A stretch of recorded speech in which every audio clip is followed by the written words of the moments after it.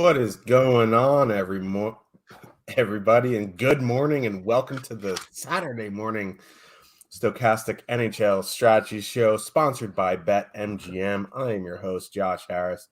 Joining me is my co-host, who's looking so fresh and so clean, Michael Clifford. How are we doing today? Good, man. Feel a little bit lighter. Got the ears loaded a little bit. Decided to get a shave. Got my new ugly Christmas wrestling sweater.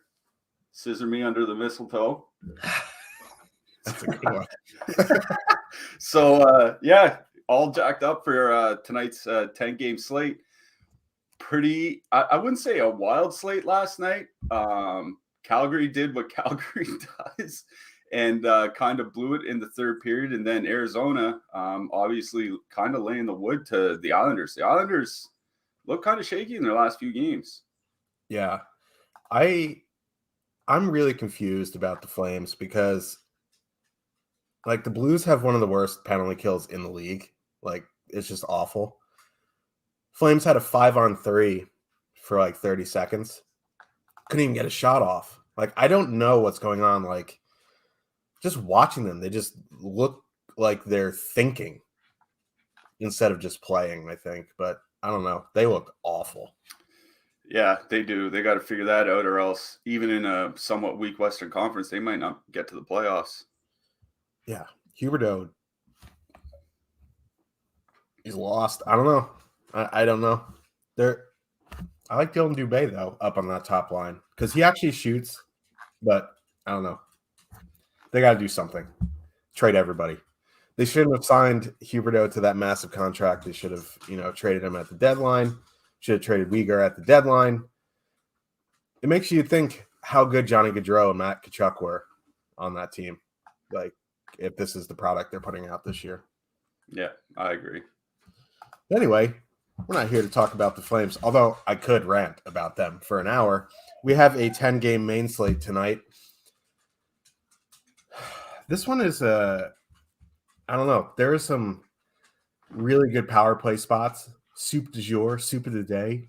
That sounds good. Like those, like Tampa and Montreal, Rangers and Philadelphia.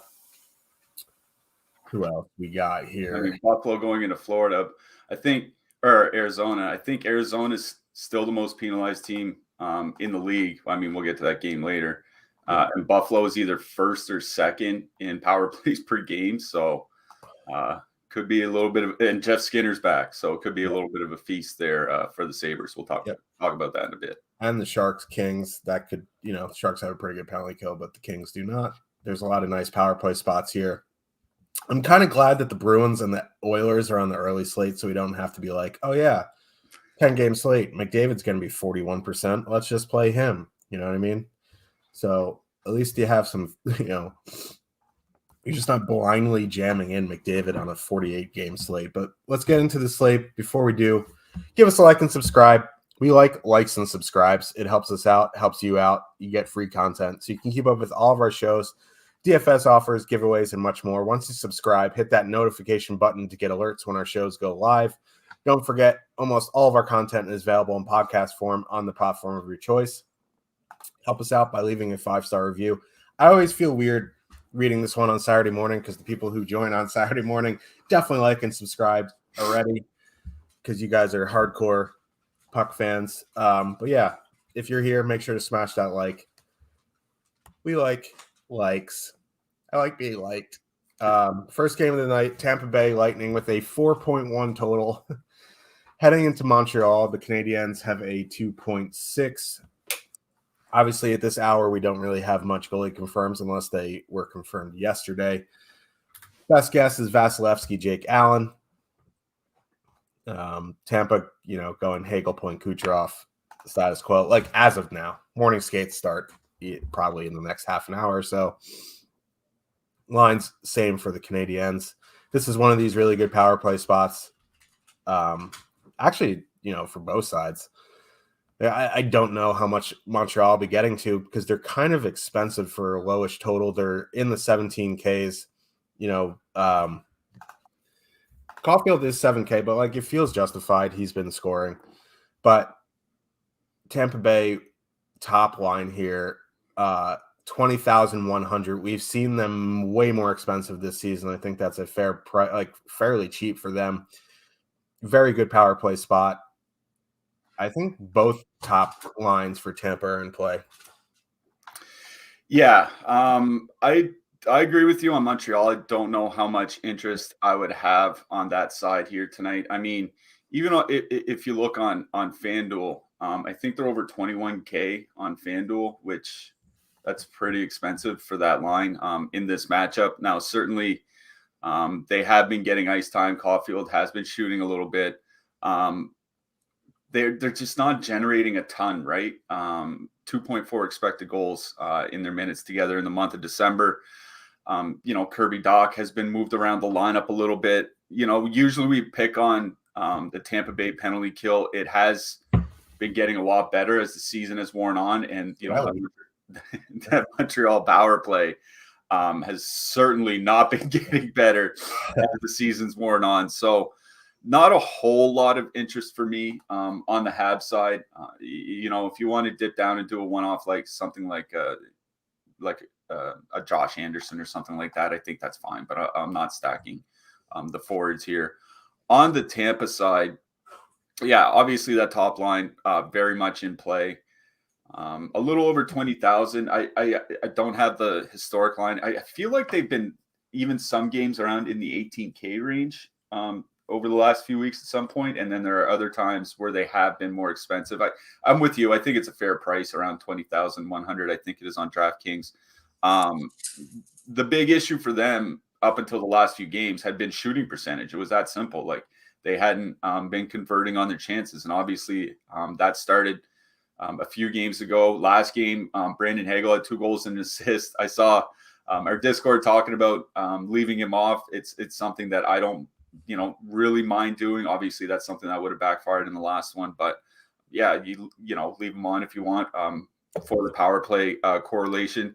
Montreal's penalty kill is an interesting kind of little case study here. The Montreal PK itself really hasn't been that great. I was looking over the last few weeks, fringe bottom 10 by shots against in the league. It's just the goaltending has really held them up on the penalty kills. So, they don't take a ton of penalties. They are above league average, but certainly not in that Arizona, Edmonton category. Tampa Bay does draw a lot of power play. So I'm with you. I do like going back to the top line here. I think even if you don't want to stack anybody, just like a one-off Stamkos, I think does make sense. He's been getting some reasonable ice time of late, around 19 plus, which it wasn't something he was doing a month ago. He had a lot of 16, 17-minute games. So getting more ice time should be a good power play spot. We'll see if the Montreal penalty kill can hold up. So yeah, I think right back to that top line or one-off Stamkos is the play here. Nothing for me from Montreal. Yeah. Let's move to the blue line here.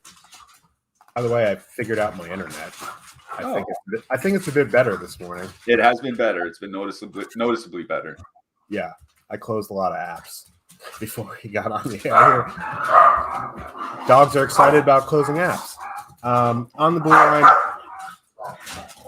Victor Hedman, 6K on the top power play. I don't think you have to include him, but I think you can. I don't think I would one-off him either. I think if I was MMEing, I'd make a rule Victor Hedman only in Tampa stacks, and not completely necessary.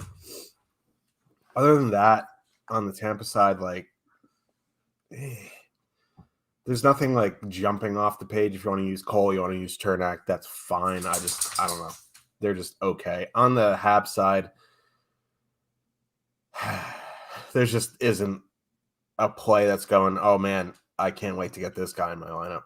Yeah, I agree with you with the Habs. I think even Kaden Guhle's a little bit expensive.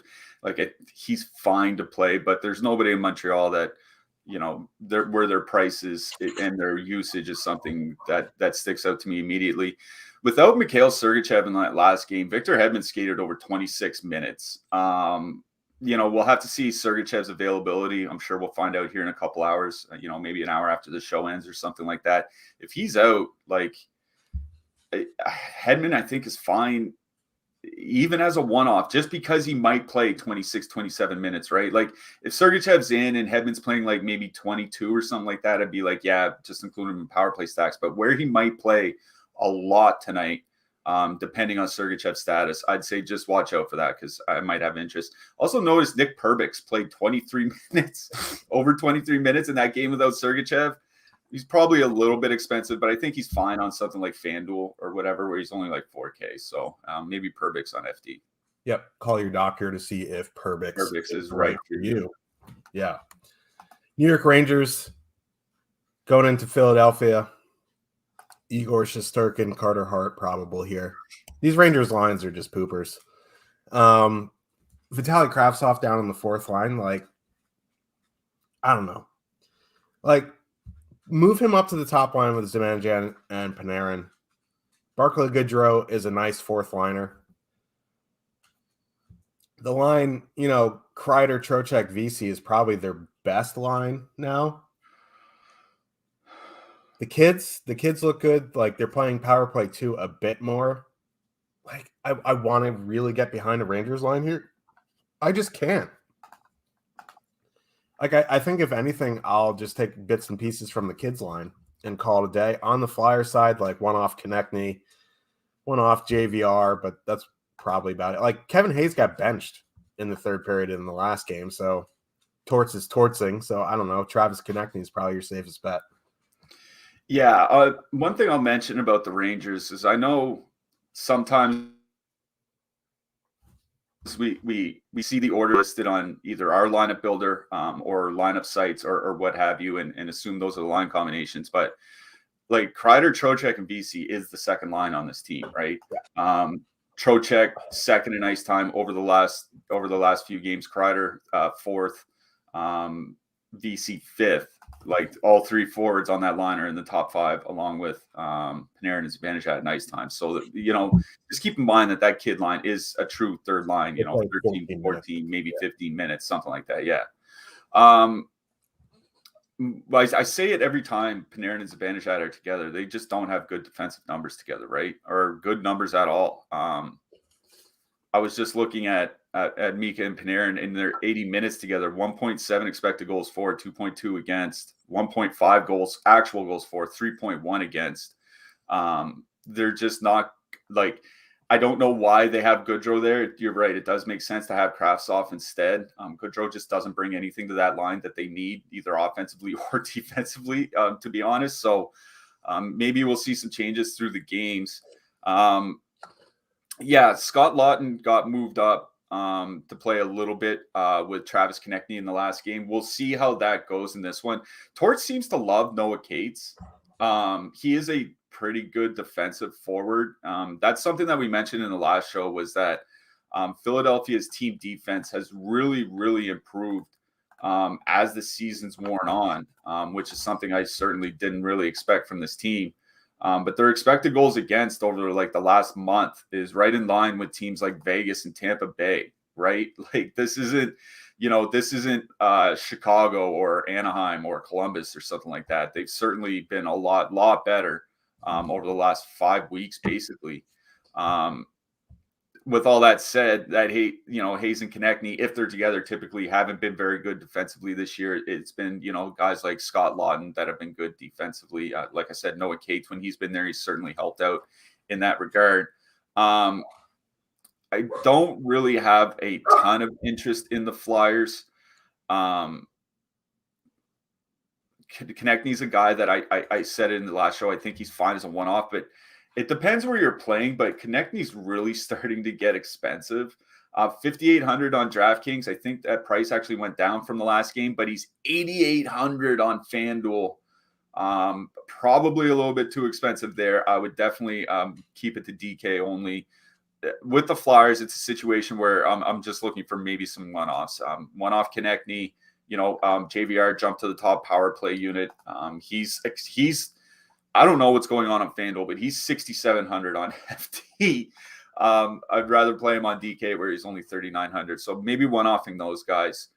On the Rangers side, I don't even know where I would attack here. It'd definitely be the second and third lines. So yeah, I think the kid line, if you want to use 2 out of 3 as a filler, is fine. Like Keto and Lafreniere, something like that makes a fine duo.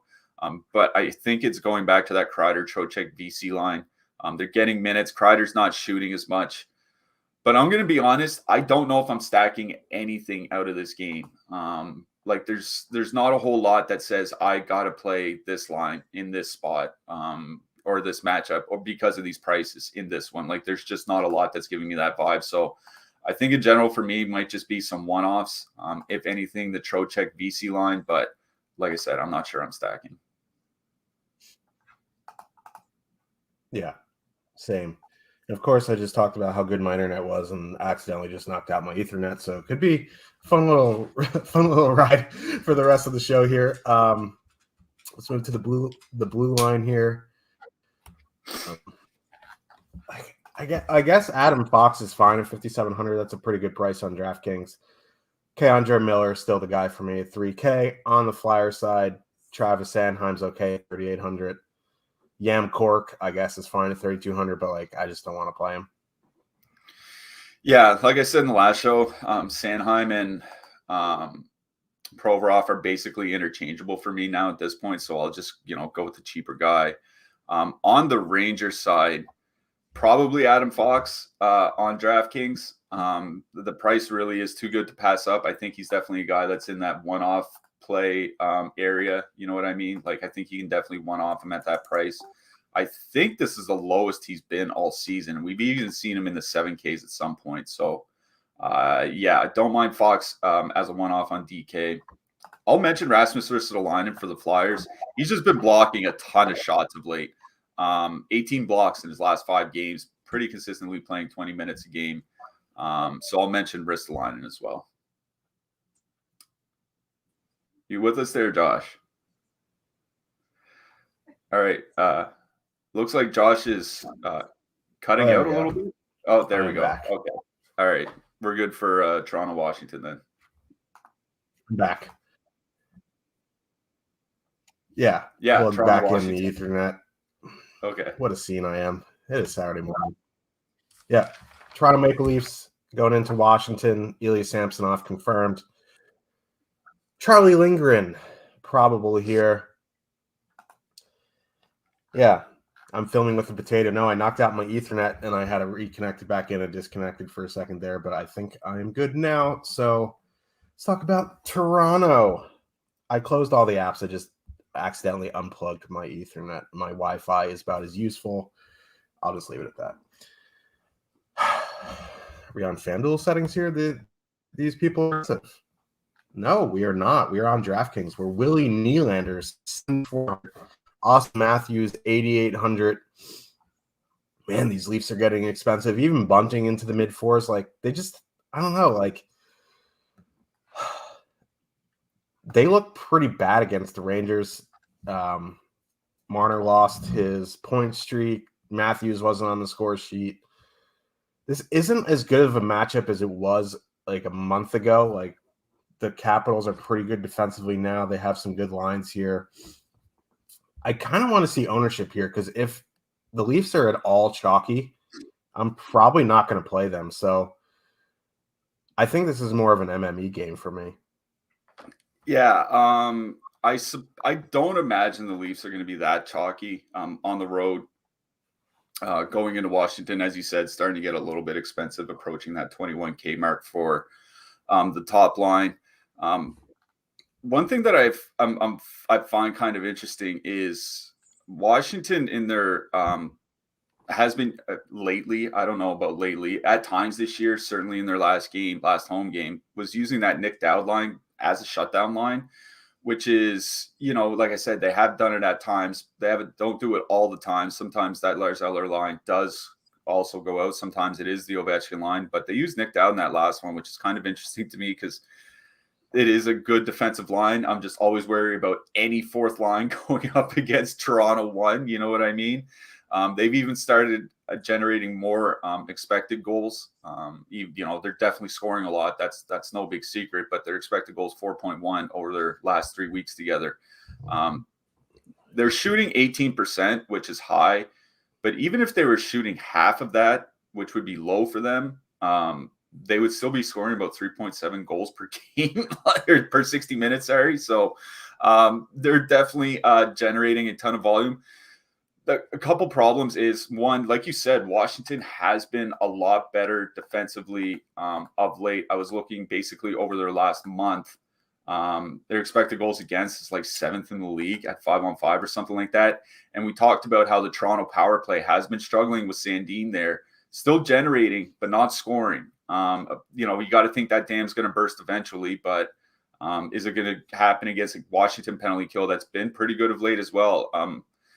I think this is a situation where if you don't want to stack, I think you are fine just one-offing. Like if you want to go ahead one-off Matthews, like go ahead and do that. I think even with the way Nylander's shooting, you can even one-off him. But I think, obviously Matthews at 1,400 more. I'd rather just pay up for that. So that's kind of where I am on Toronto. On the Washington side, that Toronto second line, not that great defensively in a small sample. And I'll also mention in that Rangers game, they did switch up the lines in the third period. Nylander went back and played with John Tavares, and Marner was up with Austin Matthews. So we might go back to the old line combinations here. We're going to have to see in a little bit. But Tavares on that second line has typically struggled a little bit defensively. Kuznetsov and Mantha have actually played pretty well together this year. 90 minutes, 2.5 expected goals for, 2.8 actual goals. Mantha has 12 shots in his last 5 games. He's been starting to come alive a little bit. So, I think you include Ovechkin in any Washington stack, but I don't mind Kuznetsov and Mantha here, kind of like a secondary duo. I think they're a little bit too expensive on FanDuel. But 6,400 as a duo on DraftKings, I think that's perfectly acceptable. Yeah. Has there been a more exciting trade that's ended up being just absolute dud than Mantha for Vrana? Verana's back at practice at least. That's good. He had some substance issues, so that's nice to see. But yeah, he was back at practice yesterday, so it looks like hopefully better days ahead for Vrana as he recovers. Yeah, so we'll see. Hasn't been a big blockbuster. You're right, since it happened. Although, give Mantha a little bit more ice time than 11:47, and you might get some, production out of him. How much time have I done? I'm slung down. Got my tattoos in prison. What do you mean? That's what my mother-in-law thinks anyway. Let's move to the blue line. We're having a great time here. John Carlson at 7K, I think, is fine. 7K is a lot, but he's one of those guys that just, I don't want to say he's on a Roman Josi level, but from a DFS production standpoint, Carlson always in play for the combo meal here. I think Orlov is fine at 3,700. Nick Jensen, 2,900, also fine as long as his minutes stay above 20. Sandin at 4,400 seems a bit expensive. If you want to include him on the power play, if you think the dam is going to proverbial burst, I think you can include him. Otherwise, I'd probably just go to Justin Holt. Yeah, since TJ Brody returned, the Toronto defensemen have all been averaging under 21 minutes. Yeah, it's annoying. In that kind of case, I just want to go with the cheap guys. I'll play TJ Brody, who's playing 20, 21 minutes since he's returned for stone cold mid price. That's probably the only guy I'm really targeting on Toronto. I think for me on Washington is Jensen or Carlson, depending what you want to do. I'd probably lean more towards Jensen. I don't think it's necessarily a great power play spot for Washington. Yeah, I agree there.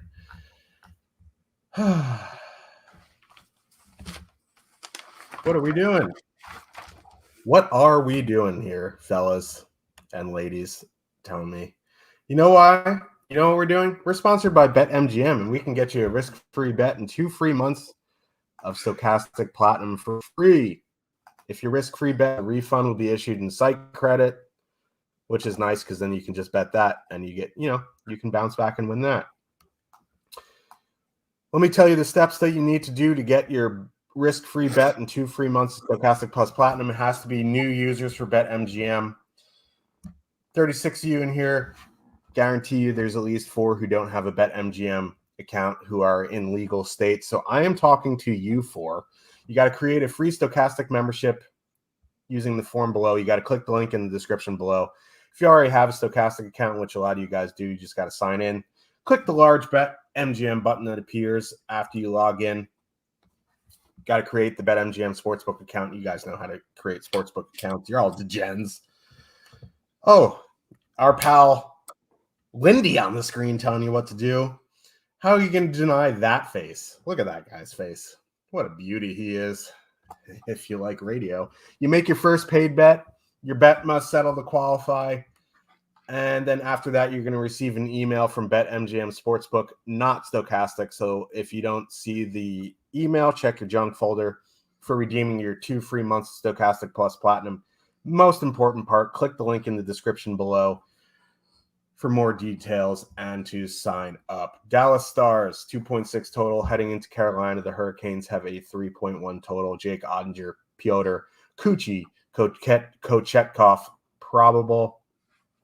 We'll have to see status on Sebastian Aho. He didn't practice yesterday, so I think he's going to be out again. He's probably going to be out again, which is annoying. But this probably wasn't the best matchup anyway. This game has MME written all over it. If you want to go to the Dallas top line, I don't know if I'm going to get to them in 1-3. This is not a good power play matchup for them. They can get there in 5-on-5, but Carolina is a pretty good defensive team, so I'm probably not going to prioritize anything from either side in this game. Yeah, we should also mention Dallas kind of nuked their lines in the third period against Washington in the last game. Now, the top line stayed together, but they put Wyatt Johnston and Jamie Benn with Mason Marchment, and then effectively moved Tyler Seguin down with Radek Faksa and Dennis Gurianov. Depending how things go, like I might have some interest in a Marchment, Johnston, Ben, at least like a duo stack between those guys. Ben getting a little bit is a little expensive at 5,200 and not a great power play spot like you mentioned, but Marchment only 4,100, Johnston 3K. Like you can make a nice, cheap-ish duo stack out of that. They're going to avoid the Martinook stall fast shutdown line for the most part. I think that's the big problem with me with Dallas here. I'd probably want to go to the top line, but it's a really brutal matchup. Martinook stalling fast has definitely been one of the best shutdown lines in the league for the last couple of years now. That's definitely carried through to this year. Carolina's penalty kill has gotten better actually as the season's gone on, which is kind of scary because there's already good to start with. It's just a really brutal matchup for Dallas one. I don't think I wouldn't get there in single entry. Obviously, if I'm playing 50 or 100 lineups or whatever, I might have a few shares. I can't imagine there'll be much ownership on them either. And they're still scoring, but again, it's just not that much at 5-on-5. Or on the power play in this spot. So yeah, I'm out on Dallas other than maybe doing something with the second line if they do have Johnston, Ben, and Marchment together. On the Carolina side, that Carolina top line has actually been playing well with Stastny there, which I don't think it should be a huge surprise. Like we said, they were playing well with Jesperi Kotkaniemi, and he had been or has been one of the worst offensive centers in the league this year. So that they're doing well with Stastny isn't like a massive shock. Dallas does take their fair share of penalties, 3.6 times shorthanded per game, but Aho is a pretty important power play player. He has pretty big power play impacts for that team. So on the Carolina side, I think it's the same thing as last game. I'd one off a Svechnikov, if you want to go super cheap, one off a Teravainen. That second line, Jarvis, Kotkaniemi, Teravainen. Jarvis played 11 minutes last game. That's without Aho in the lineup. So they're definitely not leaning on him in any regard. So, if you want to duo Svechnikov and H's or stack the top line, I think it's fine. But I'm probably leaning more towards one-offs in Carolina and maybe the second line in Dallas, depending on what they show at morning skate. Yeah, not a huge fan of this game. We'll have to see if there is some changes morning skate. On the blue line, not a huge fan of this blue line either. I guess on the Carolina side, it would be the Fish, Brett Pesce at 3,300. S. Lindell still the guy at 3,300. If you want to play Niels Lundqvist at 3,200. Or Colin Miller at min price, I guess that's fine, but I prefer Lindell. Yeah, Lindell 17 blocks in his last 5 games, if I'm not mistaken. That's not that bad. So he's definitely doing something. Yeah, Lindell maybe might be the only guy I'd have some real interest in. That's probably it for me from this game. Maybe Pesci on FanDuel or something, but that's it. Yep. I see Jake has woken up as the totals and ownership has come into the lineup builder. Good morning, Jake. He was having issues with his kegerator last night, so he was drinking a lot of foamy beer to get over it. So a little late start for Jake here. Florida Panthers, 3.1 total heading into New Jersey. Newark. Ugh. The Devils have a 3.5 total. Sergei Bobrovsky, Vitek Vanacek. Big news for the Devils is they completely blew up their power play units here.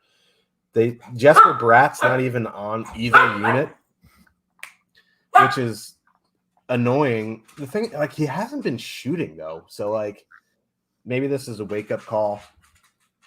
I would imagine at some point, like, Alexander Holtz may like trip going onto the ice and get sent to the AHL because of it. So Bratt may be back on the top power play unit at some point, but like hard to rely on that. And like that line's really expensive. Like Bratt 6,100, getting no power play time kind of sucks. Hughes is up to 8K. Like Sharon Govich is still cheap and he's shooting the puck. So like I don't mind that line in a nutshell, but like Bratt not getting power play time, not great.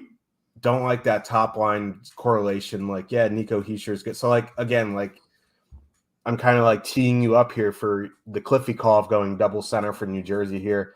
We'll have to wait and see on Matty Tkachuk on the Panthers side if he is in and on that top line. I may have some interest there. It's just not the best matchup. Yeah, that I think Matt Tkachuk is probably the big one I'm waiting for from the Florida side. I was tweeting about it yesterday. He's probably in the Hart Trophy conversation. Like the gap between him and second on their team in points per game, I think it's Barkov, is like 0.5 points per game. Like in a full 82 game season, he's on pace to put up 40 more points than the next closest forward on his team. And his expected goals impacts are like second in the league amongst all forwards. So he's a very important part of this team. They said it's an illness. And now, in typical years, we'd say maybe a day and then he'll be back. But we literally just saw Barkov miss 2 weeks with pneumonia, I believe. So, like, we really do have to wait to see what Tkachuk is doing. That Florida top line, not very good. Barkov, Verhaeghe, Reinhart, at least, scoring wise, 2.9 expected goals for, 2.1 actual, or 2.1 expected goals against. That's good. 1.7 actual goals for. Sam Reinhart's been struggling shooting. Barkov certainly has been struggling shooting. Not really a great matchup going against Hischier, Tatar, in Zetterlund. That line played a lot earlier this season, and they were very good together. 3.4 expected goals for per 60, 3.6 actual goals.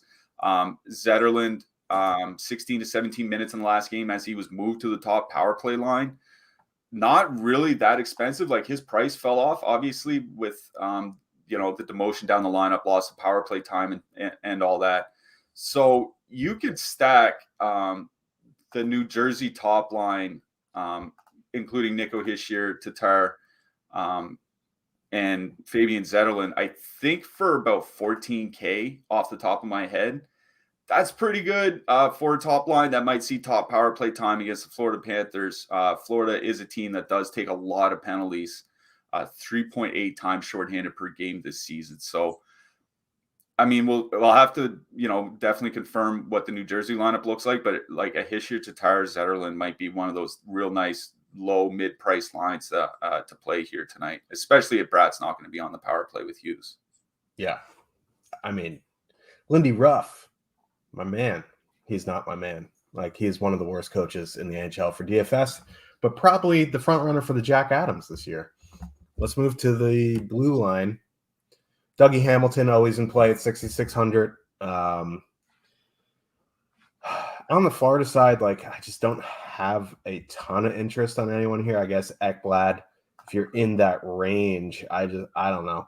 It isn't the best power play spot for them. So probably just Dougie Hamilton or Ryan Graves. Yeah, Damon Severson was skating as the seventh defenseman for the Devils yesterday. He might be out of the lineup. We'll have to see who would jump in. Jonas Siegenthaler, I think, is definitely in play here. He's a guy that, likes to block shots, throw his body in front of the puck. He's relatively cheap. So, yeah, him or Graves. And I'll mention Gustav Forsling. He's been on a pretty good tear of late as well. He has 31 shots and 15 blocks in his last 10 games. Not bad. Yeah.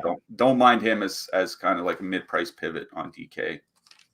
Yeah, if you're not using Ekblad for like power play, which I don't know, like it's not the best spot for that. Like Forsling is probably the best one off if you're in that range. I agree there.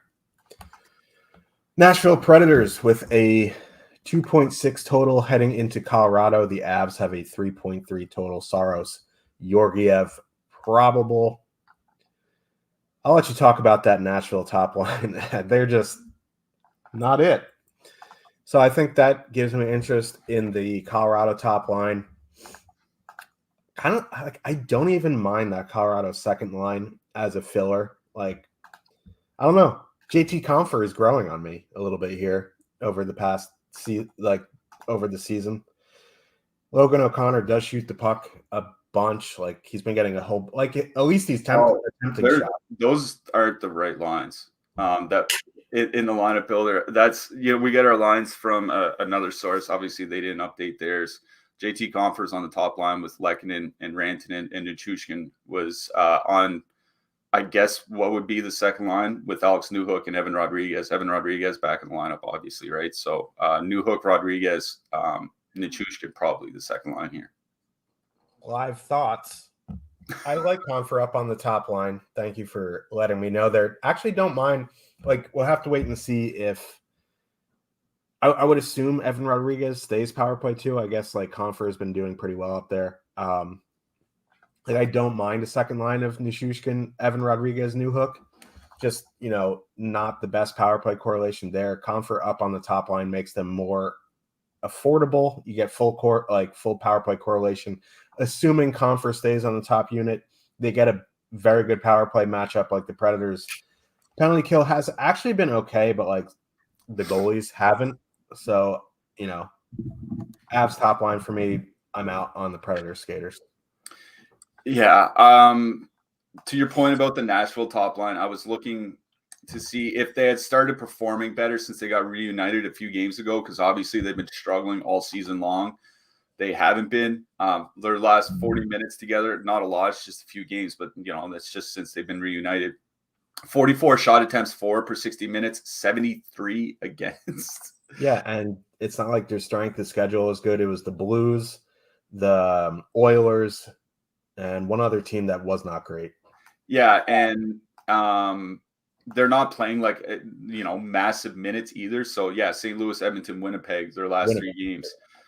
Ottawa last weekend. Like it's just been a bad stretch. So yeah, I would on Nashville. Like I think Philip Forsberg or like even a Nino Niederreiter are definitely always in play as like one-offs. I'm not to the point where I can full stack anything on Nashville yet.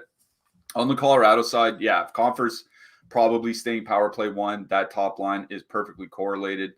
I don't know how good they're going to be with Compher, but Lehkonen and Nichushkin have been fine enough at 5-on-5. I just worry about the power play. I was looking at Colorado's numbers without McKinnon. Their shot attempts are down like 30% without McKinnon on the power play this year. Like you said, Nashville's power play has been getting better. It's just been goaltending where they're not generating a lot. I don't know, man. I do have interest in Colorado's top line because Compher there being there drops like the ownership or drops the price down to a pretty reasonable amount. Our top stacks tools has Colorado 1 as the most likely top 2 stack on the night. So I do like Colorado 1. Other than that, I think, Nichushkin makes a fine one-off. Evan Rodriguez had 6 shots in his last game, I think. You can do that. But, yeah, it's Colorado top line or probably nothing for me here. Yeah, we'll have to wait and see if at morning skate they run some power play drills or whatever it is. We'll just see. On the blue line, Yossi, 8,400. You know the deal with Yossi. Jake's in chat, so play Yossi. No, I mean, like, if you're in that range, like you have two mid-range lines that you like together and you have space for Yossi, you can play him. You know, I'm not going to force Yossi into my lineups tonight by any stretch, but if you're in that range, I think he's fine. Jordan Gross is okay at 3,500. Matthias Ekholm, 2,900. Dante Fabro, 20. Like, these guys are fine. Just nothing like, oh, I got to put them in. On the Av side, I guess you can put in Makar for some power play stacks, but for me, I'm probably going to Gerard or Eric Johnson. Yeah, Fabro 2,700. As long as he's playing 19 to 20 minutes with the peripherals he can put up, I think that's perfectly fine on DraftKings. I was talking in our Discord earlier about Makar playing without McKinnon. The numbers are pretty drastic.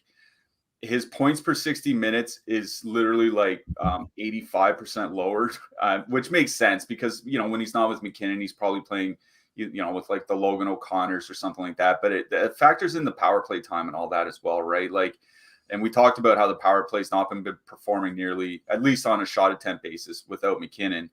And Makar's individual shot attempts go down about 1/3. So, like, do I really want to pay up for that? Not really knowing how well Colorado's going to perform. I'm with you. I think I'd stick with the cheap Avs defenseman here. Yep. Have you never signed up for Stokastic? It makes me go boo-hoo because we want you to join. And we have a 3-day risk-free trial for new users. Click the link in the description below. That's obviously the most important part. You can't get it without clicking the link in the description below. And you get a 3-day risk-free trial, and you get full access to everything NHL. Everything we have to offer. Projections, ownerships, top stacks, rankings. Like, the lineup builder is an extremely good tool. It shows, lines, power play units, price, projection, ownership, line projections. It's how I get through the show. I just keep scrolling on down. Cliffy has it up on the screen. Look at that. It's beautiful. Now, you can get that for free for 3 days. Along with everything else, you also get access to the Discord, which is invaluable. You get all the news, the lines, sharp minds, Niehaus. That's the biggest straw right there. Matty Niehaus, our boy, cooking steak in a catering tray. But yeah, click the link in the description below. Get your 3-day risk-free trial. Come join us in the Discord. We would love to have you. Buffalo Sabres with a 3.6 total heading into Arizona. The Coyotes have a 2.9 total. Craig Anderson, Connor Ingram. Probable. Coyotes played last night. It was Vejmelka, so it's probably going to be Ingram. Jeff Skinner back from his suspension tonight, so I'm going to assume he's going to slot in on that top line with Thompson and Tuck, which would move Casey Middlestad back down to the third line.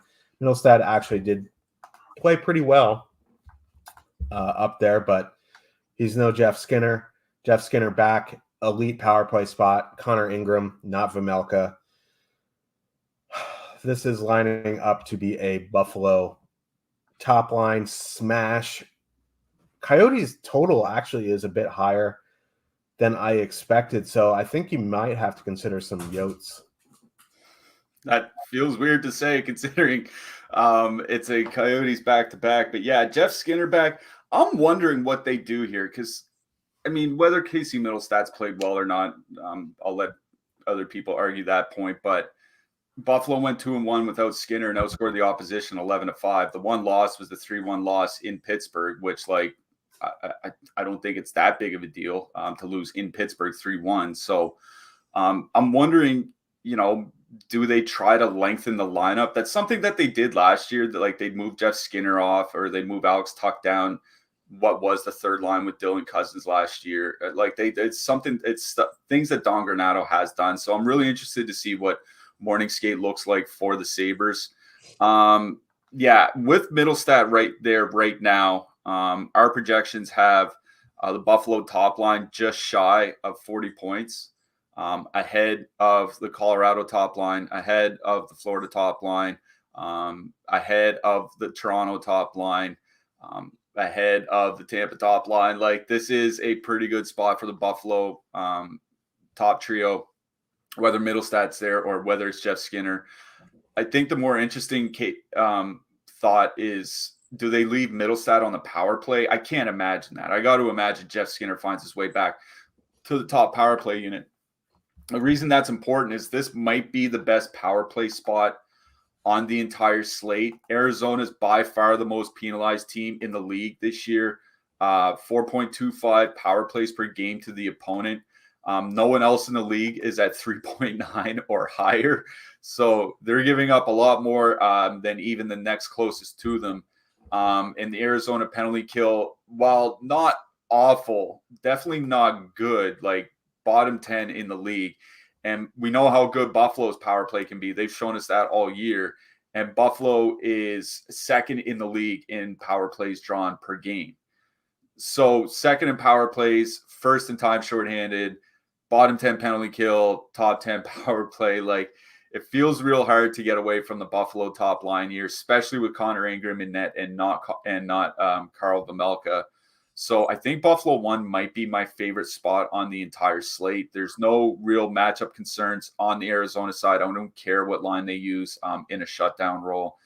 They can't stop Skinner, Thompson, and Tuch. We'll have to see what morning skate looks like, but I'm assuming Skinner top line, top power play, going right back to Buffalo 1. Buffalo 2, I could see being one of those popular filler stacks here tonight. Obviously, Dylan Cousins would stay on the top power play. He's been playing real well with Quinn and Peterka. Over their last 100 minutes together, 3 expected goals per 60 minutes, 5.2 actual goals, playing 16 to 18 minutes lately. Not shooting a ton, but definitely getting involved in the offense. I don't know if I'd full 3-man stack them, but definitely a little 2-man. On the Arizona side, it's kind of interesting to see them with a 2.9 total because, as you mentioned, like, that's not nothing, right? That's higher than Washington. It's obviously higher than the Flyers, higher than Montreal. And Arizona typically not a very good scoring team. That Arizona, Clayton Keller had 2 goals last night. I think the top line's starting to come alive a little bit offensively. Buffalo's top line really hasn't been that great defensively all year. The second line hasn't been great defensively all year. The Buffalo penalty kill has certainly not been really that good for much of the season. Most shots against in the league over the last 16 games on the penalty kill. So not a bad spot for the Arizona power play either. So I'm with you. I kind of dig a little bit of the Arizona top line here. Keller, Schmaltz, Boyd. By their top 2 stacks on DraftKings, like, we have them in line with like that Kreider-Trocheck line from the Rangers, the top line from Carolina, the top line from Vegas with no Eichel. Like, it's not nothing. So I don't mind, 2-man of like Keller and Schmaltz, or, throwing Boyd for cheap or something like that. I think Arizona 1's fine. Arizona 2 wouldn't be a line that I would full stack. But again, I think I say it every game Arizona plays. I think one-off Lawson Krause just fine here tonight. Yeah, I went off the Lawson Krause last night. Didn't really work out, but I don't mind going back there again tonight. Let's move the blue line. Rasmus Dahlin, 7,200. Very good spot here for him. I think, Matthias Samuelson's okay, 3,400. Lawrence Pilot, if he's still on that top pair with Dahlin at min price, is fine. We'll have to wait and see in morning skate. I think there's the Owen Power question, although I think he's out because they recalled someone yesterday. Yeah, I'm going to assume Power's out. Yeah. On the Arizona side, like, JJ Moser on the top power, like, I guess like Chychrun is fine in a nutshell. I just wish he was getting top power play time. Josh Brown is okay at 2,900. Yeah, the way that they're doing their power play units is really, really bothersome because you have Keller and Schmaltz playing with JJ Moser, and then you have Travis Boyd and Matthias Maselli playing with Costas Bear. I think it's because they realize they need to put 2 somewhat balanced units together, and their best offensive players on the second unit might be both defensemen. So I kind of get it from that perspective.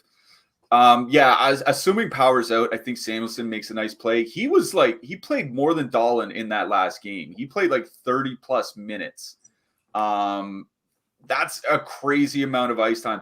With Jeremy Davies there, I don't think it's going to be like, oh, Samuelson's back down to 21 minutes while Davies plays 19 or something like that, or 21 to replace Power. Like, I think Samuelson's probably going to see another 25-minute game here. So don't mind playing him, definitely. On the Arizona side, like, they have 3 defensemen in play. They're all fine for what they do. I guess I would probably go to Chychrun, but he's pretty expensive, and there are a lot of good expensive defensemen on this slate. I mean, you talked about John Carlson earlier, obviously Roman Josi constantly in play. Rasmus Dahlin on the other side of this game, Dougie Hamilton in a matchup that might generate a lot of peripherals for him. So he's fine, but I think Chychrun's a guy I want off. I don't think I put him in any sort of Arizona stack here tonight. Yep, agreed there. 3 games left. Let's get to them quickly. Winnipeg Jets to 3.2 total heading into Vancouver. The Canucks also have a 3.2 total. Connor Hellebuck, Spencer Martin, probable. I think going just back to Winnipeg top 6 here is assuming their ownership's in check is perfectly fine here. If I'm going to do anything on the Vancouver side, probably going to be that Mikheyev, Pettersson, Kuzmenko line, assuming they're still together. Nope. About that, Pettersson and Besser were both sick in missed practice yesterday. So Kuzmenko went to the top line with JT Miller and Mikheyev. And then I think it was like Horvat, Hoglander, and someone else. Not much. Horvat's being saddled with a couple bad wingers.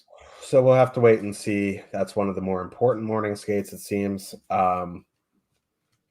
If those guys are out, I have more interest in Winnipeg, assuming their ownership isn't through the roof. Yeah, if Pettersson's out and Miller and Horvat are playing on different lines at 5-on-5, I have no interest in Vancouver at all. Yeah, like, I see that they have a 3.2 total, which is kind of weird because Winnipeg's been pretty good defensively for a while now. The Jets, their penalty kill has remained strong over the last few weeks. At 5-on-5, not like super elite defense, but middle of the pack, not awful. Offense has been pretty good actually. Like, if Pettersson, like I said, if Pettersson and Besser are out, I just don't have a lot of interest in broken Canucks lines. Like, I guess you can put Miller and Kuzmenko there. They do have some decent samples together, but not really. Just nothing for Vancouver for me unless we see that Pettersson especially is back in the lineup. So we'll have to see at morning skate. Yeah, back to the Winnipeg top line for me. They're still playing well. I don't know what to say. 3.9 expected goals for and 100 in their last 120 minutes together. 4.1 actual goals. 19 minutes for Wheeler, 21 minutes for Scheifele. No matchup concerns on the Vancouver side that I can see, especially if they have a couple guys missing from their lineup. So back to the Winnipeg top line. If you want to go to the Winnipeg second line, I think that's definitely doable. I think they're just riding hot, though. They're shooting almost 20% in their minutes together. As we saw with Montreal, that's something that can fall off pretty quickly when a top line is shooting that hot. So I think it's back to Winnipeg 1 for me in this game. Yep, I agree there. New York Islanders 2.7 total. Heading into Vegas, the Golden Knights have a 3.3 total. Islanders back-to-back on the road, so it's probably going to be Varlamov. Logan Thompson probable. I don't know if I'm going to full stack anything on the Vegas side. Like, if you want to do some sort of Stevenson Stone is fine, or one off Marchessault. That's probably where I'm looking. On the Islanders side, I'm probably out. I might one off Barzal or one off Brock Nelson, but nothing really interesting me on the Islanders side. Yeah, we'll have to keep an eye on Jack Eichel. He's eligible to come off the injured reserve now. If he comes off, then I have some interest in the Vegas top line. But Vegas 1 just really not that great without Jack Eichel. 155 minutes without him this season for Stone and Stevenson. 2.4 goals for per 60 minutes of 5-on-5. Like, it's just really not that great. They're cheap enough where you can stack them. But I think it's back to Vegas 2 for me. 17, 18 minutes of late. Riley Smith popped a couple goals in the last game. Marchessault still shooting. They're still generating a lot. Probably get a pretty soft matchup against that Islanders second line of Bailey, Nelson, Beauvillier, which has been getting throttled. in their time together, going back to last year, 3.1 expected goals against. So Vegas 2 for me here. Probably nothing for me from the Islanders side. If anything, it's to the top line with Lee and Barzal. Yep. Coming up right after us at the top of the hour, the NBA strategy show with Terry and Adam. So be sure, if you're into NBA here, stick around. Last game of the night, San Jose Sharks 2.9 total heading into Los Angeles. The Kings have a 3.5. We'll have to wait and see on news on Victor Arvidsson. If he is back, he'll slot in on that second line. Again, like, Kings have a very high total here. I think, they're the 5-on-5 matchup is pretty good. So if you want to, full stack the first line, the second line, depending on Arvidsson, I think that's fine. You want to take pieces from the third line. It's okay. Not the best power play spot, though. I do like the Sharks top line here as well. Yeah, I think it's probably Kings 1 for me. Fiala, Kopitar, Kaliev. They have been using the second line from Los Angeles against top competition. And, Couture and Barabanov, that second line, or, Nick Bonino, whatever, typically pretty bad defensively this year, around 3 expected goals against, higher by actual goals against. So Kings 1 for me here, especially if Arvidsson's missing. They've been playing reasonably well offensively. And our top stacks tool doesn't have a ton of ownership. Well, 10% ownership. I think that's a little high, but I think it's fine for their price. So Kings 1 for me here. Yep. That is the 10 gamer here. 20 goalies playing tonight. Who you liking? Jake Ottinger, I think probably tops the list for me going into Carolina. Logan Thompson, I think, is fine if you want to pay up a little bit at home against the Islanders. Vitek Vanacek on the other side of that Flyers game, I think if he starts, he's perfectly acceptable. Hellebuck as well on DraftKings on the road against Vancouver. Like I said, without Pettersson or Besser, it's fine. And I'll mention James Reimer on FanDuel. If Reimer comes back tonight and is in net, pretty cheap on FanDuel. Yeah, Reimer is already confirmed. So perfect. I also don't mind him on DraftKings at 7,200 if you want to buckle up. Who you liking for your hat trick pick? He's coming back with a vengeance, Mr. Jeffrey Skinner, my hat trick pick. Very nice, very nice, very nice. I am going. Who am I going? I'm going to go Timo Meier. All right, I like it. Yep. I don't know if we're going to be back on. Of course, I haven't seen the schedule. I would assume we're back on Monday. Next week is Christmas, so they're probably going to jam in a bunch of games earlier in the week. But yeah, we'll either be back Monday or Tuesday. Make sure to click the link in the description for those BetMGM and Stokastic promos. I want to see you guys in Discord. I want to talk to you guys in Discord. So good luck, everybody. We'll see you early next week. Good luck, everyone.